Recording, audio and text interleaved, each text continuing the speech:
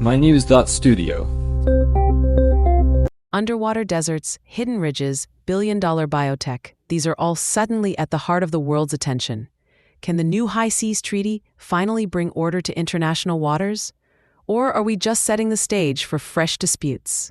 And today's date is November 28, 2025. The High Seas Treaty just hit a milestone. Over 60 countries have ratified it, which means in about 2 months, it officially takes effect. For the first time, there's going to be a legal framework for the high seas, waters that cover nearly half the planet. But what does that actually change? This is a significant shift.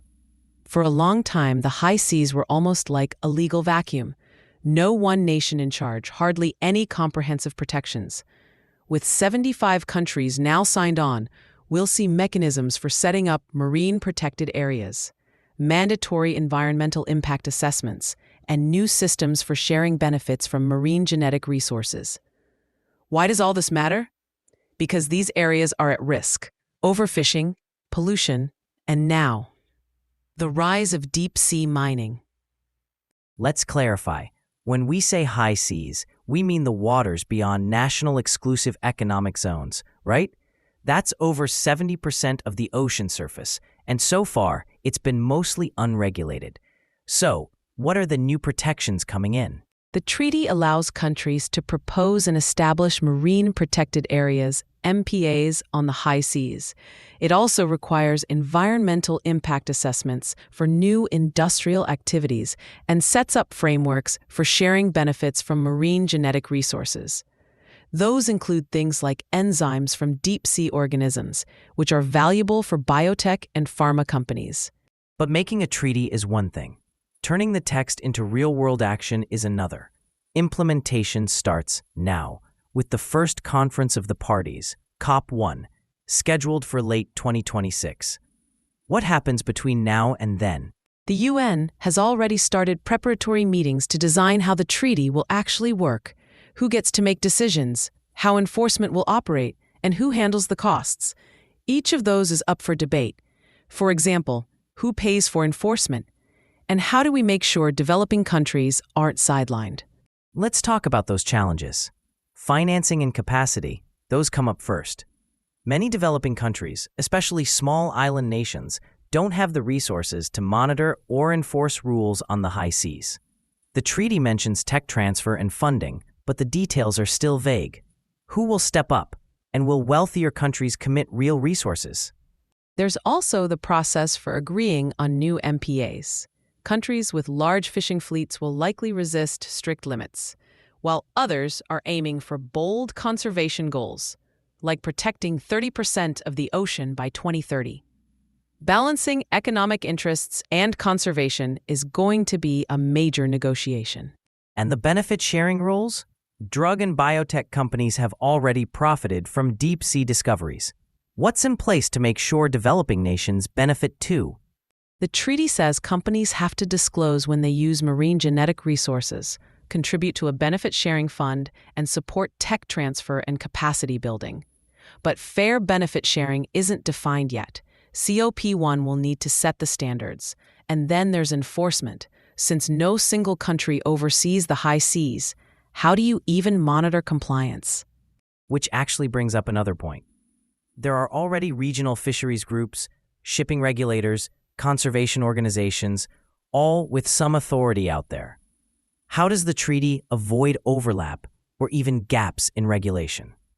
Coordination will be crucial. The treaty has to fit with what's already on the ground. If not, enforcement could get tangled in conflicting rules and the impact will be diluted. Okay, let's shift to the industries affected: fishing, shipping, deep-sea mining. What changes for them? For fisheries, new MPAs could block access to traditional fishing areas. Some countries will push back. Shipping may face stricter pollution rules in protected zones. Deep-sea mining, which is just getting started, could be slowed down by new environmental reviews. But again, enforcing these changes, technically and diplomatically, isn't straightforward. The treaty also tries to address fairness. Only ratifying countries get a vote at COP, so there's a real incentive for developing nations to join. There's a focus on capacity building and tech transfer, but the real test will be funding, timelines, and who controls the technology and the data. Decision-making is another focus. Developing countries want to influence outcomes, not just watch from the sidelines. They're advocating for a dedicated fund for implementation, not just voluntary contributions from wealthier nations. And for the most vulnerable states, small islands, least developed countries, the stakes are highest. Their economies rely on fisheries, and they're facing climate impacts directly. What does the treaty offer them? There are proposals for preferential access to some fishing zones, possible exemptions for subsistence fishing, and support for climate adaptation. But as before, most details are still to be negotiated at COP1. What about the first areas likely to become high seas MPAs? Are there early candidates? Yes, several regions are under review. The Salas y Gomez and Nazca Ridges, Lord Howe Rise, South Tasman Sea, the Sargasso Sea, and the Thermal Dome in the Eastern Pacific. These are biodiversity hotspots, important for climate and fisheries. Scientific consensus and regional agreements make them strong candidates. So as countries and coalitions submit proposals, we could see the first MPAs designated as soon as 2027. How will the process work? Proposals will be judged on scientific evidence but also political feasibility. Areas with both strong science and manageable impacts will move first. Coordination with existing projects will help, since there's already research and monitoring in place. In summary, the High Seas Treaty entering into force is a historic step, but the real work starts now. Funding, enforcement, balancing interests, and making sure vulnerable nations are involved. Exactly. Getting to 60 ratifications is a diplomatic achievement, but whether these promises become reality depends on what happens next. The choices at COP1 and after will decide if the high seas are truly governed for everyone's benefit. That's our discussion. Underwater deserts, hidden ridges, and billion-dollar biotech are now central to global policy. Thanks for tuning in. This episode was brought to you by mynews.studio. Try it out for free.